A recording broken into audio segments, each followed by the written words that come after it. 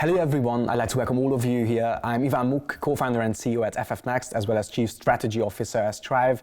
And I'm truly delighted to have the chance to jump on this video series with CU iLab. At FF Next, we create design-driven mobile banking solutions for financial institutions as well as fintech companies. And today I'm going to talk about fintechs, neobanks, and then we'll also together debunk youth banking at the end of my presentation. So we'll give you firstly a top-down approach from fintechs as well as neobanks to youth banking. We will also define neobanks, fintechs as well as youth banking together.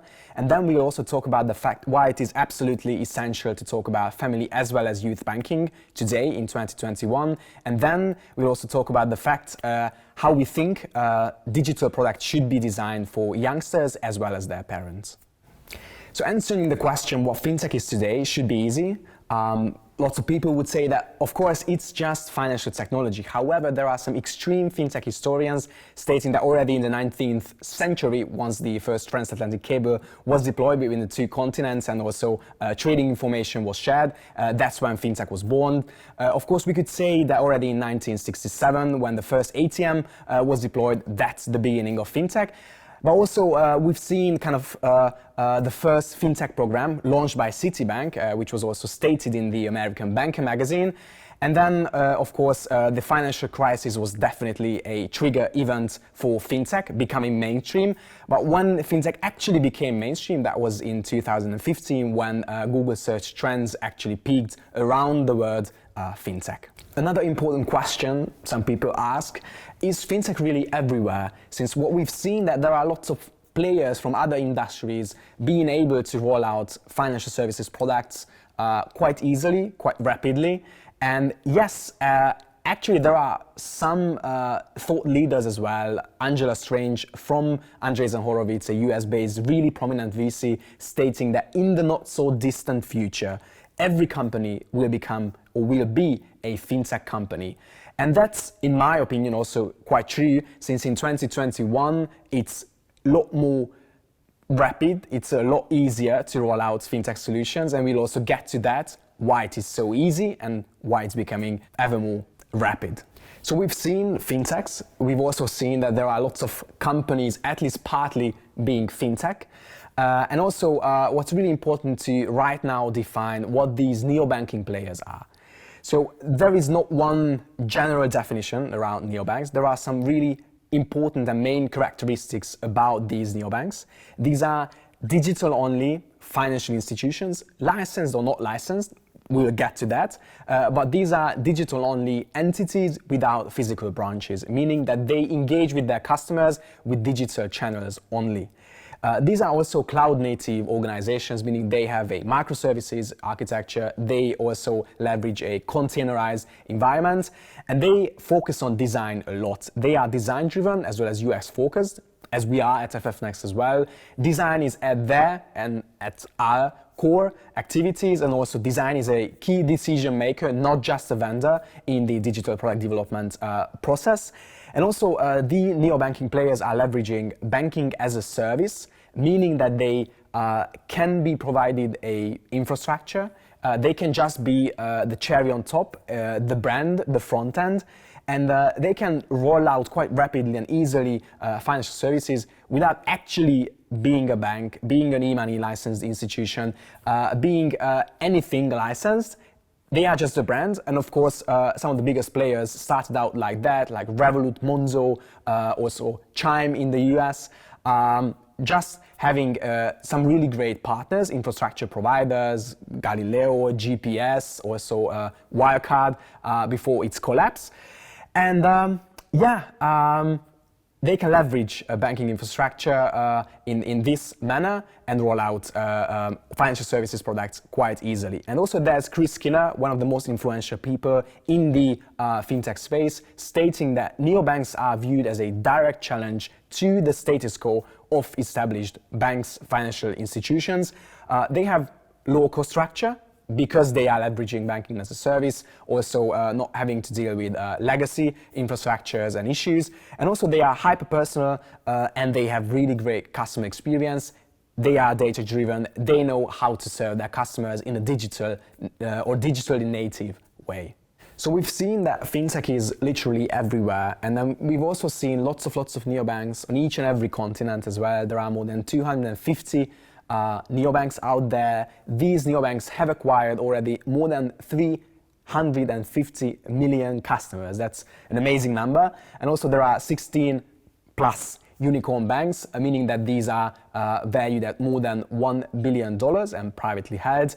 And then we are yet to see lots of neobanks emerging more in the upcoming months and years. So we've defined and seen fintech as well as neobanks, then we'll get to youth banking, and then we'll together debunk youth banking and family banking here.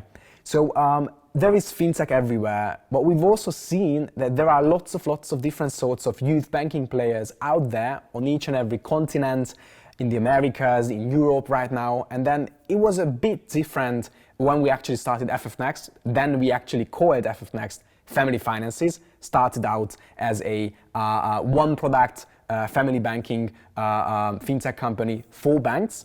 And then it's really great that right now there are more and more emerging players in the space, and then financial literacy and consciousness is definitely at the core of these players.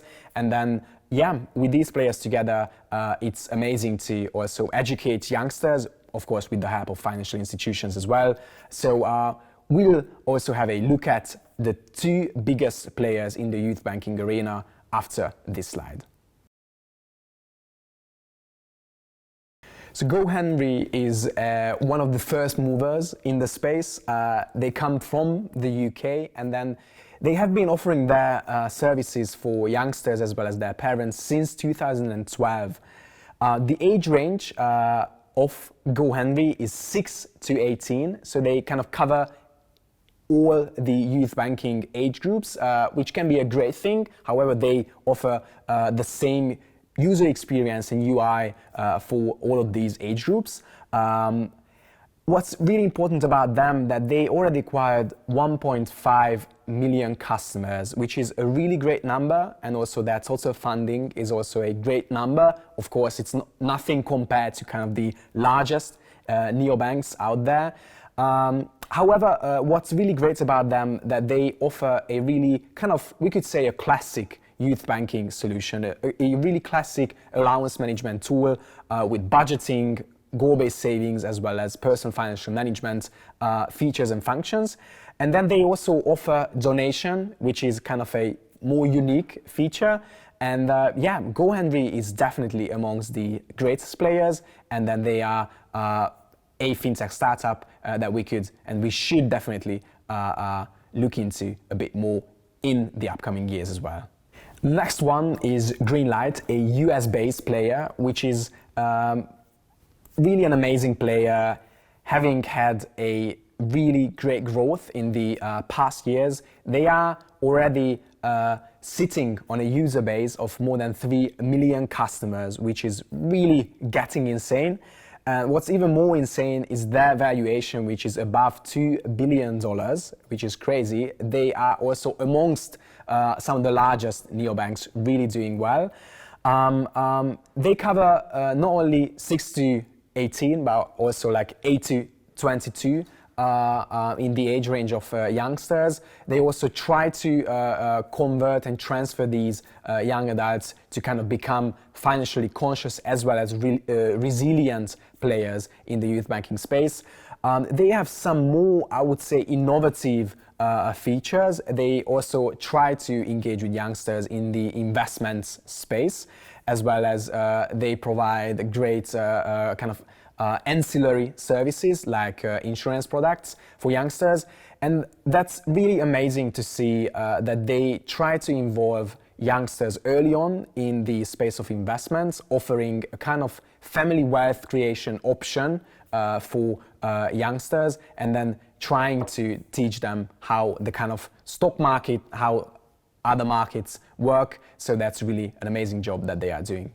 Youngsters nowadays grow up in a more and more cashless society, and then money is becoming more and more abstract in the sense that you actually manage your digital money and not cash. And this way it's getting more and more difficult to also teach about how to spend, how to save money in a good way. And also what's really true that youngsters are disconnected from banks. However, youngsters would want their banks to educate them about finances, so it's kind of tricky here.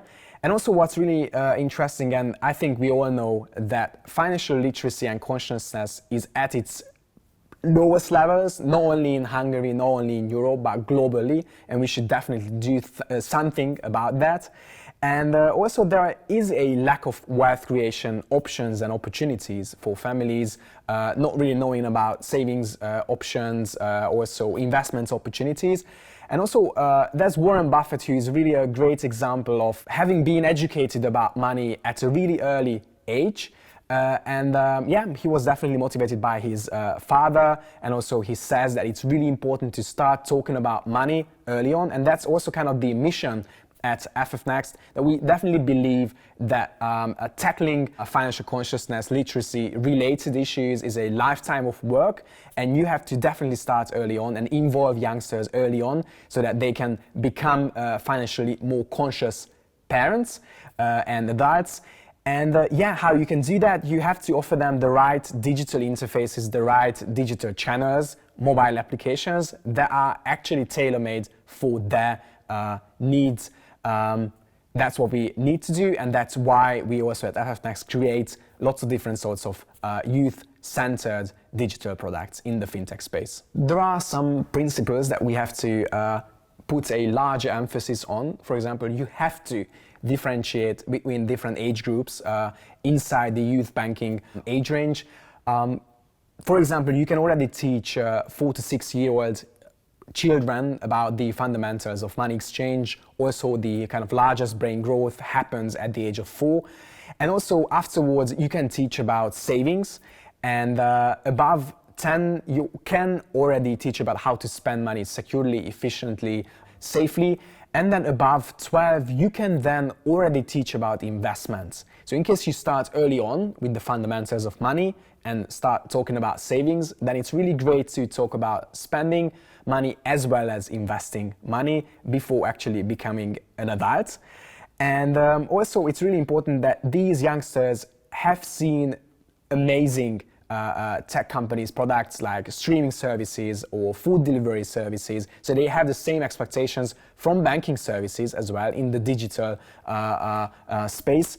And also these youngsters are more like cause-driven givers and also responsible savers, and they already have touched upon the world of investments because there are really amazing tools out there offering investment solutions with like the touch of a button. However, of course, it's very important so that you can and you have to educate these youngsters about investments as well. And there's a kind of emerging phenomenon around finfluencers, financial or fintech influencers, not only on Instagram and Facebook, but on TikTok. There's almost like more than 1 billion hashtags about investments. All of the neobanks are on TikTok.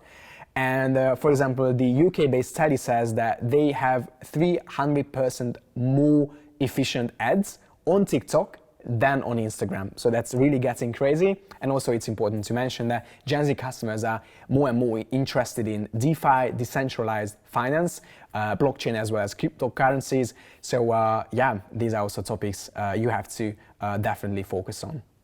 We are building an ecosystem which is called Strive.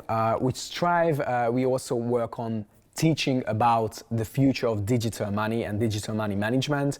We also encourage parents that they should send allowances to their children in the form of cryptocurrencies, also teaching about crypto. And also we have a hardware, which is a piggy bank called Penny, which is an amazing tool for youngsters, not really having to deal with the way how abstract money is right now, which also has a touch screen and also different sorts of personal financial management functions and features. And also we offer NFTs, non-fungible tokens, also as a way of alternative investments. But also these are physical toys at the same time teaching about the historic characters like Einstein, for example. And yeah, that's a very important mission that we also want to drive with our project called Strive. There are some design principles that we've been applying in order to create truly digital and great youth banking products. For example, we have combined digital with physical because we think that digital is not the only way to reach younger customers, and to reach the really young children, you have to also become a kind of partly toy company. That's what we also do with Strive. Also, you have to offer age-appropriate interfaces, not the same one for teenagers, 10 to 12-year-old youngsters, as well as the really young children. You have to offer specific user interfaces as well as feature sets. Also, you have to be playful but reliable with your design, and you have to stand out. There are lots of fintechs out there kind of being part of fintech blending, having the same great design, but almost the same design, same color, same mood board, etc. That's not really the way to stand out. We at Strive also try to and want to convince younger customers that we are better with our digital value offering, and that's why we, for example, experimented quite a lot with 3D illustrations and animations as well. So guys, I really hope that it's been an insightful journey for you listening to my presentation on fintechs, neobanks, youth, as well as family banking. I wish you best of luck. Cheers.